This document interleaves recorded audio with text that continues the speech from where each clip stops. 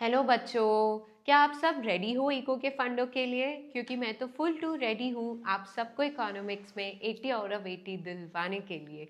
हाँ जी, सो आज हम लोग एक नया चैप्टर कर रहे हैं which is balance of payments and foreign exchange rate. So it's a very interesting chapter and in ISC you get good amount of questions. Say for example 8 marks जितना आप expect करते हो. इनफैक्ट CBSE के लिए भी ये chapter है, तो CBSE स्टूडेंट्स के साथ भी शेयर करना बिल्कुल ये lecture which is going to be really helpful for them, because उनके भी बोर्ड एग्जाम्स में अराउंड 6 मार्क्स का ये टॉपिक से क्वेश्चंस आता है. ठीक है, आई होप आपका प्रेपरेशंस अच्छा चल रहा हो एंड ट्रस्ट मी अभी भी यू कैन गिव योर 100%. ठीक है, अभी भी अगर जागे हो तो कोई बात नहीं, just focus, make a routine, focus on your work. Okay, चलिए सो शुरू करते हैं पहला क्वेश्चन से, which is BOP is always balanced, justify the statement.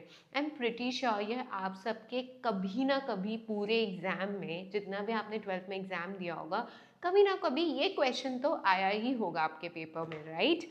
तो चलिए आज मैं इसका आंसर देती हूँ. सो देखो, BOP क्या होता है ना अकाउंटिंग सेंस में, क्योंकि ये क्या है, एक सिस्टमैटिक रिकॉर्ड ही है ना सारे इकोनॉमिक ट्रांजैक्शंस का जो हमारे कंट्री के साथ, हमारे कंट्री का हो रहा है with the rest of the world, right? So therefore since ये अकाउंट है, इसका एक डेबिट साइड है एंड क्रेडिट साइड है. So that is why debit equal to credit होता है. Why? Because it's based on the principles of double entry book keeping system, है ना. तो इसलिए you know what, accounting sense में ना BOP हमेशा बैलेंस्ड होता है. अकाउंटिंग सेंस में मतलब अगर करंट अकाउंट में डेफिसिट है तो कैपिटल अकाउंट में वो लोग सरप्लस लाते हैं ताकि वो बैलेंस हो जाए. ठीक है, सिमिलरली अगर करंट अकाउंट में सरप्लस है तो वो लोग कैपिटल अकाउंट में डेफिसिट लाते हैं ताकि ओवरऑल एंड में BOP इक्वल हो जाए, बैलेंस हो जाए. ठीक है, सो 2 मार्क्स में ये क्वेश्चन आ सकता है. So let's write down. So सबसे पहले ऐसे क्वेश्चन में ना हमें डिफाइन करना होगा कि BOP होता क्या है. ठीक है, सो लिखते हैं, चलिए. Balance of payments is a systematic record is a systematic record of all the economic transactions of all the economic transactions between the residents of one country and residents of foreign countries in a given period of time. ठीक है, in a given period of time. Okay, all inflows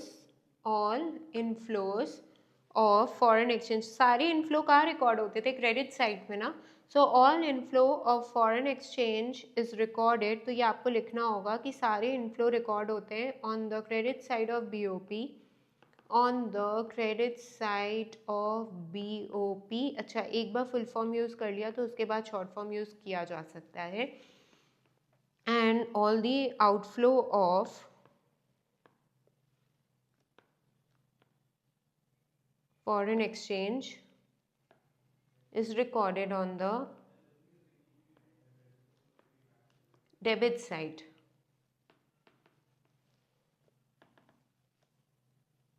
ठीक है, now the BOP account is always balanced in accounting sense, is always balanced in accounting sense.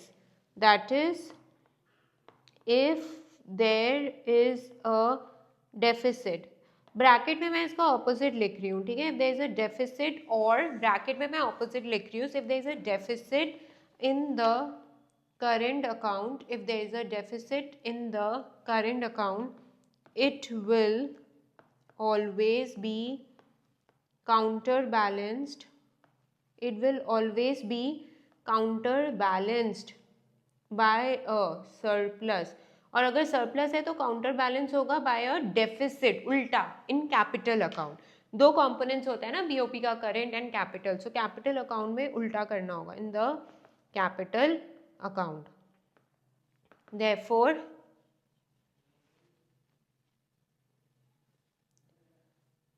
But disequilibrium हो सकता है economic sense में. There can be disequilibrium in the economic sense but not in the accounting sense. All transactions in the current account, आपको पता है सारे transactions current account में कैसे होते हैं, ऑटोनॉमस होते हैं, है ना, in nature. But capital account transactions are both autonomous and accommodating in nature. ठीक है. सो दिस इज हाउ हम लोग अपना आंसर लिखेंगे. ओके, चलिए next question, which is very simple. Import substitution and export promotion are the two measures to overcome deficit in BOP. Which one of the two is an effective measure with respect to goods like gold, silver, TV, tires? एक बात बोलो, ये सब जो gold, silver, TV वगैरह है, ये क्या एसेंशियल गुड्स है? नहीं, ये सब एसेंशियल गुड्स नहीं है. तो क्या इन गुड को इम्पोर्ट करना वायबल है, ज़रूरी है? नहीं है. इस पे आप क्या कर सकते हो, आराम से इम्पोर्ट सब्स्टिट्यूशन लगा सकते हो ना. जो चीज़ आप इम्पोर्ट, ये सब चीज़ जो आप इम्पोर्ट कर रहे हो, क्योंकि पीओपी में डेफिसिट हो रहा है, और ये गिवन सिचुएशन में अगर आप ये सब चीज़ इम्पोर्ट कर रहे हो तो it does not make any sense. It will add up to the deficit. Deficit में क्या होता है? डेफिसिट तब होता है ना जब expenditure in foreign exchange is greater then the income in foreign exchange. Receive से ज़्यादा है एक्सपेंडिचर, राइट? तो इस केस में हमें क्या करना चाहिए? इम्पोर्ट सब्स्टिट्यूशन करना चाहिए.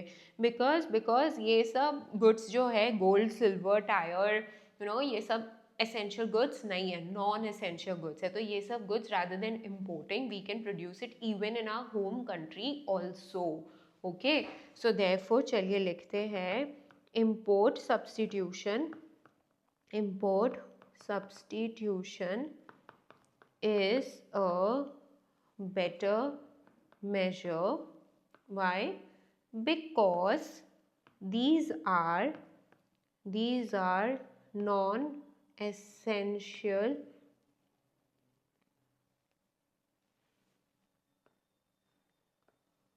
imports. ये सब non-essential imports है and can be replaced. सब नॉन एसेंशियल इम्पोर्ट्स है ना, और आप इसको रिप्लेस कर सकते हो. कैसे? डोमेस्टिकली प्रोड्यूस्ड गुड्स से. ठीक है, चलिए next. Categorize the following items into current और capital account of BOP. Okay, so आपको करंट कैपिटल बोलना है. Along with this you can also be asked कि बताओ कि करंट कैपिटल कहाँ जाएगा, और डेबिट साइड जाएगा या क्रेडिट साइड. तो क्रेडिट साइड तब जाएगा when there will be inflow of foreign exchange. Debit side तब जाएगा when there will be outflow of foreign exchange, right? और दूसरा चीज़ गाइज, हाउ टू रिकॉग्नाइज कि वो करंट है या कैपिटल.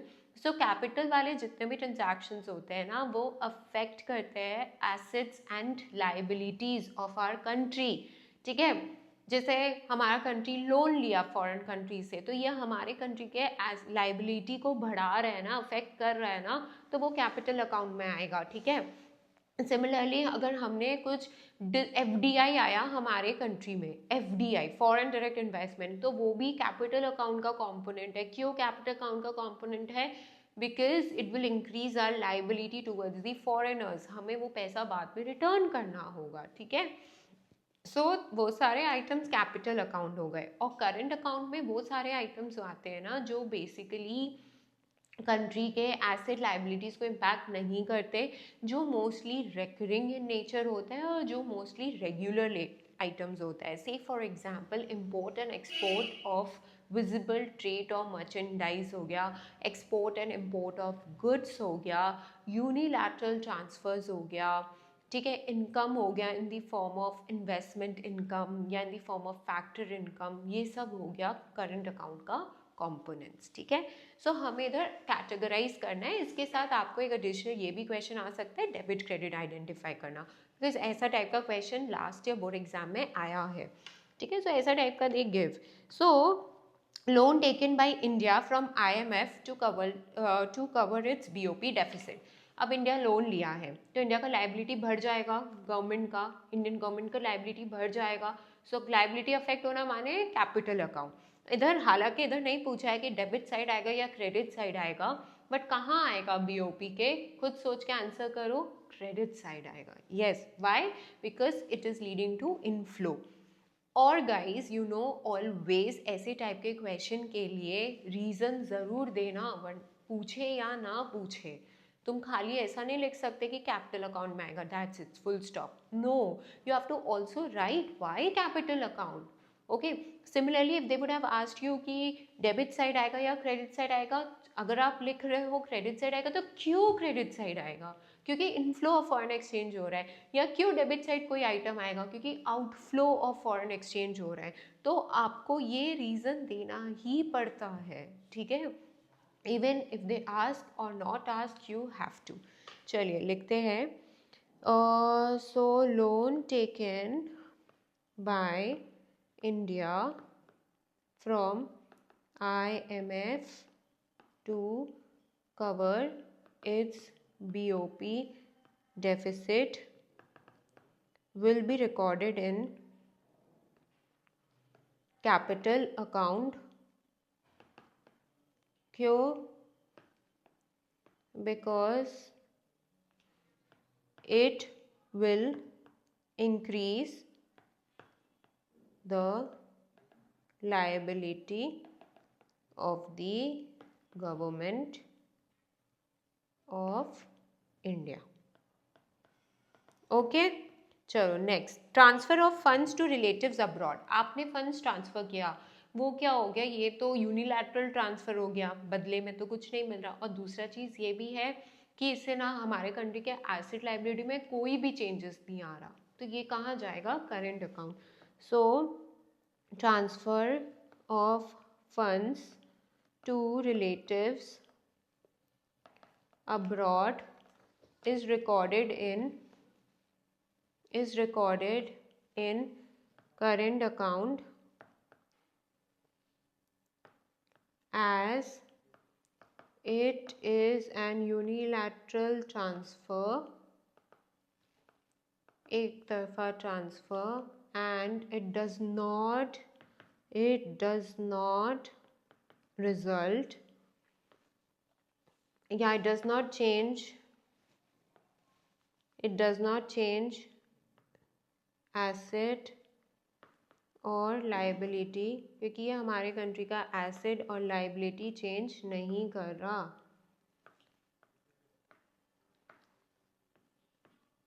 ठीक है, सो दैट इज वाई ये करंट अकाउंट में जाएगा. सो ऐसे रीजन देना, ठीक है, और एल्स मार्क्स डिडक्ट हो जाएगा. चलो next. Trade deficit must exist if a country is facing a situation of current account deficit. Justify. अच्छा एक बात बोलो, ये जो ट्रेड डेफिसिट होता है गाइज, ये क्या होता है? BOT, बैलेंस ऑफ ट्रेड किया था ना, तो जब export of goods, trade deficit कब होएगा? जब export of goods import of goods से कम होगा. मतलब जब आउटफ्लो ऑफ फॉरेन एक्सचेंज ज़्यादा है देन इनफ्लो, तो ट्रेड डेफिसिट होता है. अब ज़रूरी है ट्रेड डेफिसिट होगा तो करंट अकाउंट डेफिसिट होगा ही. याद है ये जो ट्रेड डेफिसिट है ये तो सिर्फ एक्सपोर्ट इम्पोर्ट ऑफ गुड्स है, ठीक है, बट जो करंट अकाउंट है उसमें export and import of goods के अलावा भी तो बहुत सारी चीज़ें आती हैं, जैसे export and import of services, unilateral transfers, income, interest income, investment income, या फैक्टर्स ऑफ प्रोडक्शन जो सर्विस देते उसका इनकम, वो सब भी तो आता है. तो ऑफकोर्स ज़रूरी नहीं है कि ट्रेड डेफिसिट होगा तो करंट अकाउंट डेफिसिट होगा ही, नहीं भी हो सकता है भाई. ट्रेड डेफिसिट होने की वजह से ज़रूरी नहीं है कि करंट अकाउंट डेफिसिट होगा.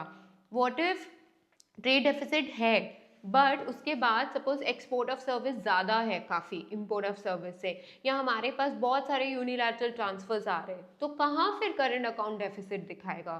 फिर ओवरऑल करंट अकाउंट तो सरप्लस दिखा देगा, ठीक है? तो ये ज़रूरी नहीं है. So justify the given statement, I mean here you have to say कि तुमको बोलना है डिफेंड करना है या refute.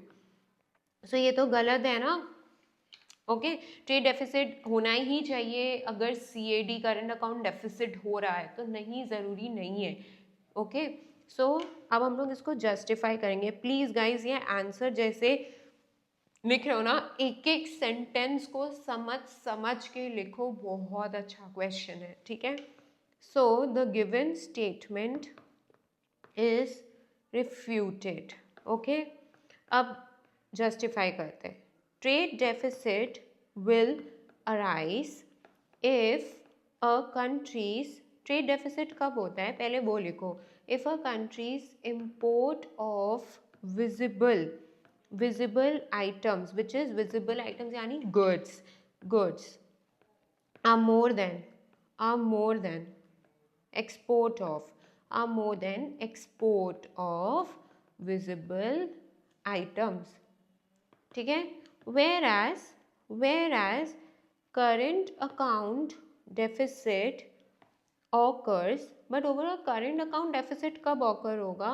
when the foreign exchange payments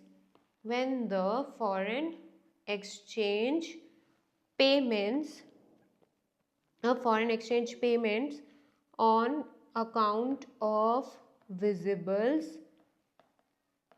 invisibles and current account transfers, income and current account transfers are in excess over the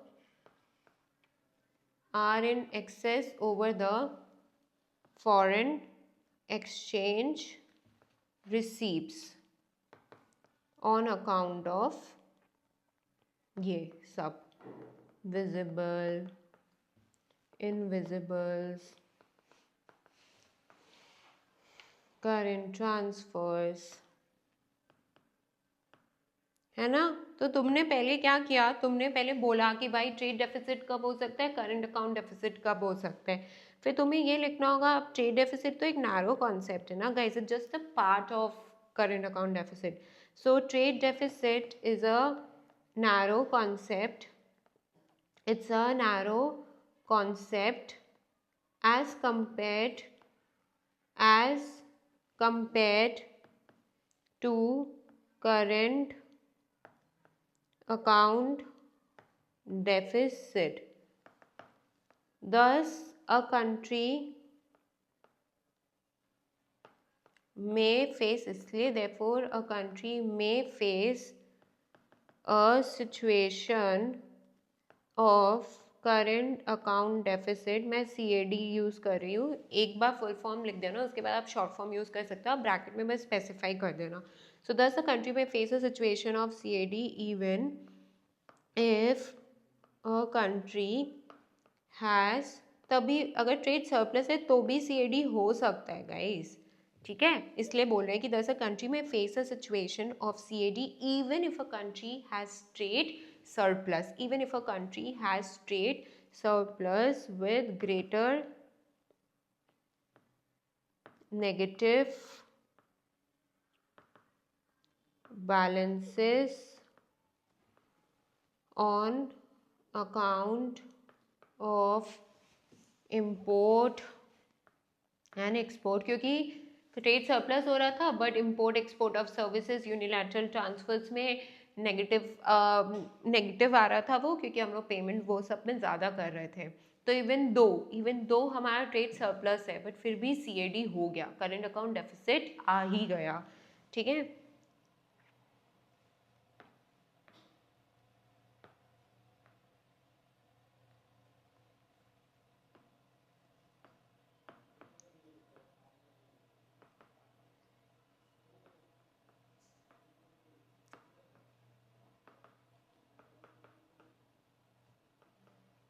okay yes.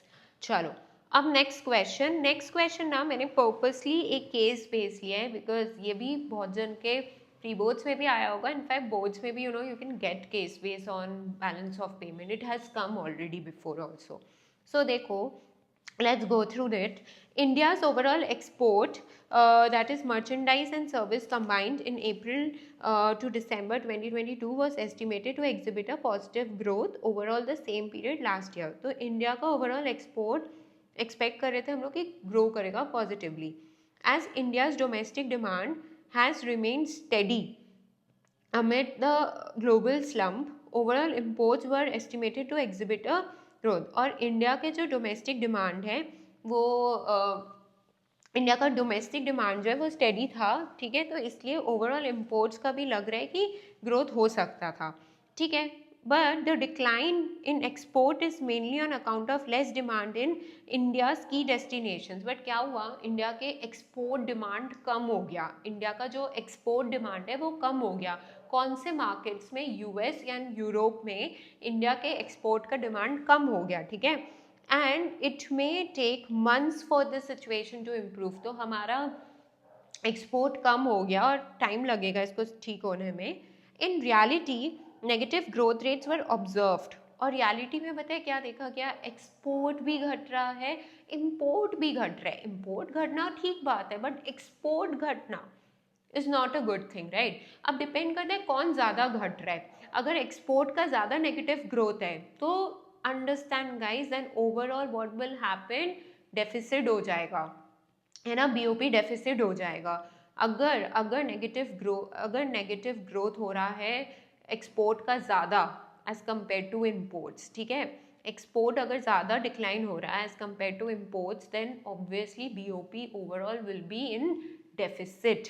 Okay, so देखो क्या बोल रहे हैं, reality negative growth rates were observe for both export and import, but exports exhibited higher negative growth. ये keyword है, exports ज़्यादा negative growth rate देखा, which means BOP deficit हो गया, ठीक है।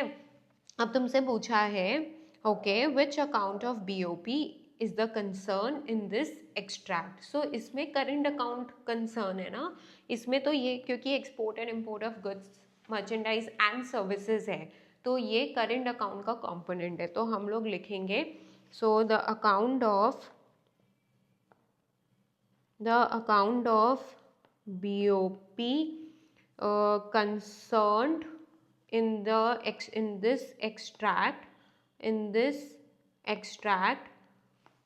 is current, कभी कभी मेरा हैंडराइटिंग को पता नहीं क्या हो जाता है, is current account of BOP। Okay, एक सी मत लिख देना, करंट अकाउंट पूरा। चलो, विच सिचुएशन डेफिसिट और सरप्लस इज फेस्ड हियर। कौन सा सिचुएशन आ रहा है, अभी डिस्कस किया बे, याद नहीं है क्या, डेफिसिट, राइट। सो विच सिचुएशन, डेफिसिट और सरप्लस, बिल्कुल डेफिसिट। क्यों, क्योंकि negative growth rate in export is greater then the negative growth rate in import.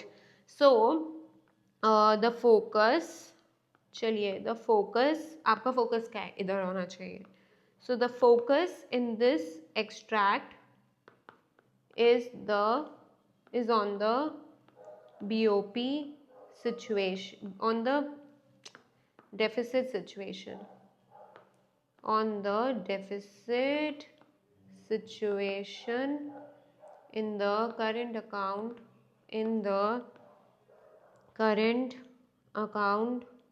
of BOP। क्योंकि इंडिया का एक्सपोर्ट, रीज़न दे दो भाई, इंडियाज एक्सपोर्ट्स हैव exhibited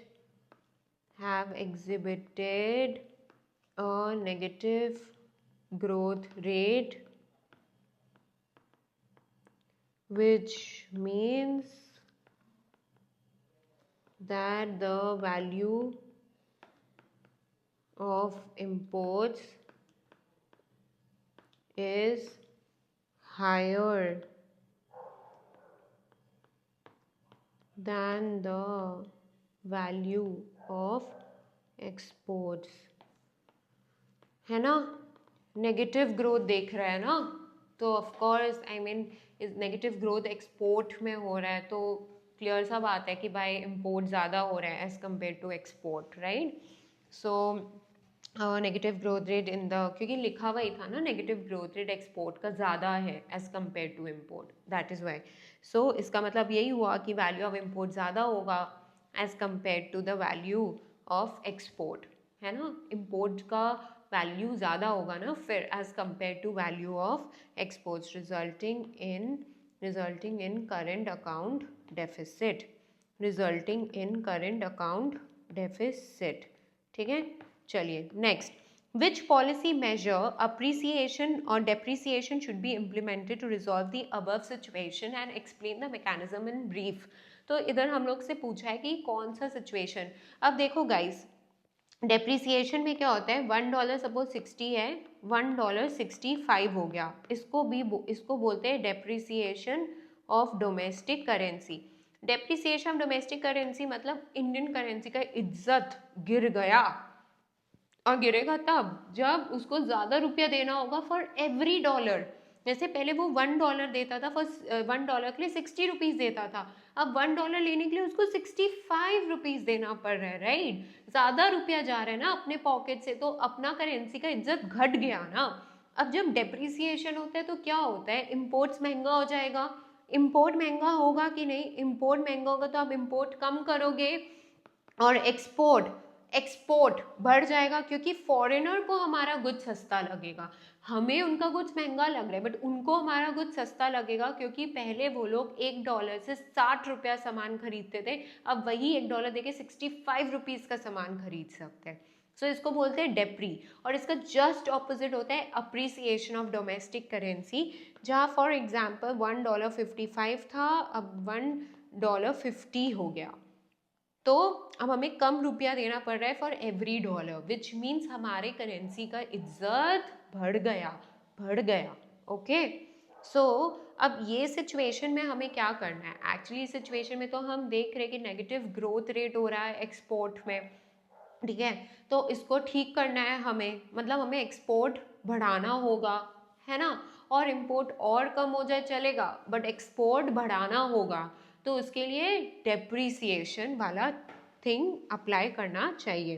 सो चलिए लिखते हैं, to resolve a current account deficit situation, a policy measure like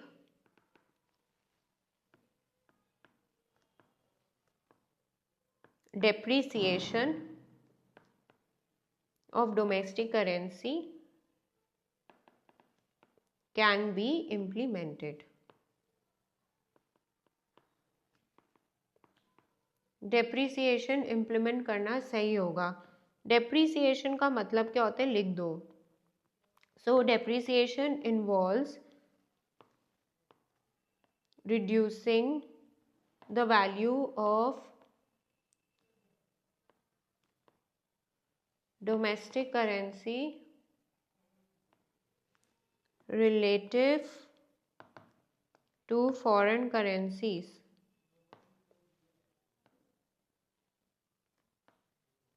through market forces of, क्योंकि डेप्री market forces से होता है ना, market forces of demand and supply, या रिड्यूसिंग ऐसे लिखो, फॉल बेटर होगा, involves a fall, write down fall in the value through market force of demand and supply of foreign exchange.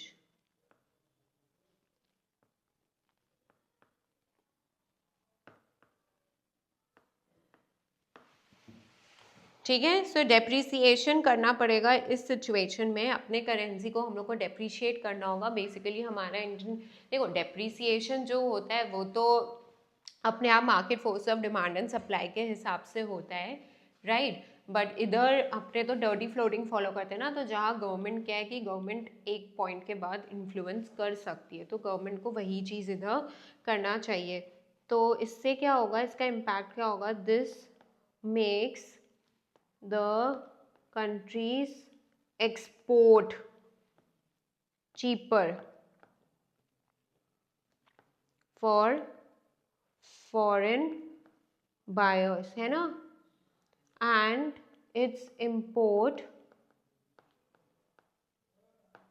more expensive, और import expensive हो जाता है guys for domestic consumers, potentially boosting export। तो इससे export boost होगा and import कम होगा।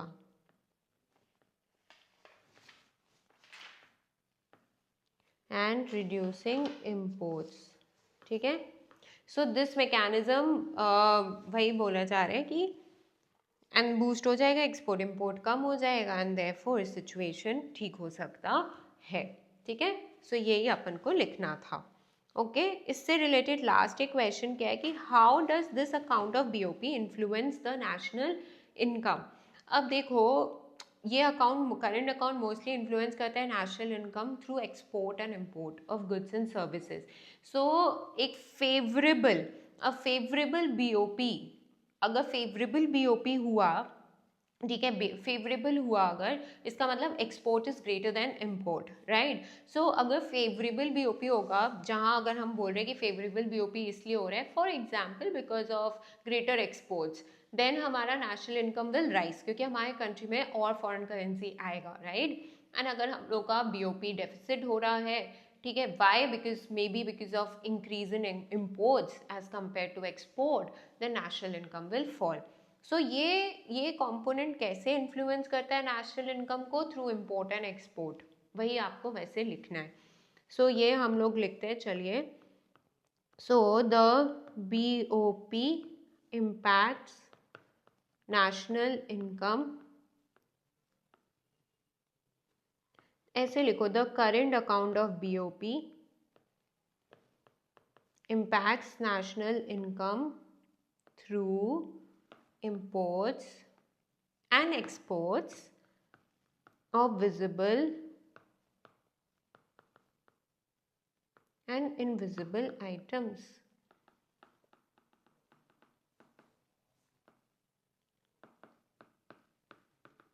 So a favorable BOP boosts national income if it resulted from more exports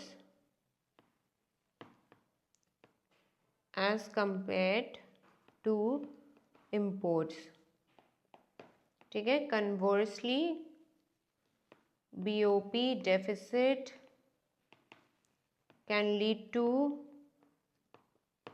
अब BOP deficit होता है तो अपना डोमेस्टिक करेंसी डेप्रिशिएट होता है ना, can lead to domestic currency depreciation, right, affecting imports cost. अब सोचो जब हमारा बीओपी डेफिसिट होता है अगर due to import being greater than export, तो क्या होता है जब बीओपी डेफिसिट होता है हमारे डोमेस्टिक करेंसी डेप्रिशिएट होने लगता है। बीओपी डेफिसिट हो रहा है मतलब हम लोग of course payment foreign exchange में ज़्यादा कर रहे हैं than what we are receiving, right. तो इसकी वजह से क्या होता है ऑटोमेटिकली हमारा करेंसी डेप्रिशिएट होने लगता है, thereby making imports expensive, costly। तो हमारे कंट्री से और एक्सपोर्ट्स हमारा ज़्यादा होता है no doubt, but imports costly हो जाता है ना, तो overall it leads to a fall in the national income. तो जब ये बीओपी डेफिसिट हो रहा है वो हमारे डोमेस्टिक करेंसी अप्रिशिएशन डेप्रिसिएशन को लीड करता है, affecting imports cost and domestic production, और करेंसी डेप्रिशिएट हो जाता है बिकॉज ऑफ दैट, जिसकी वजह से हमारा जो इम्पोर्ट्स है वो महंगा हो जाता है एंड डोमेस्टिक प्रोडक्शन भी महंगा हो जाता है, जिसके वजह से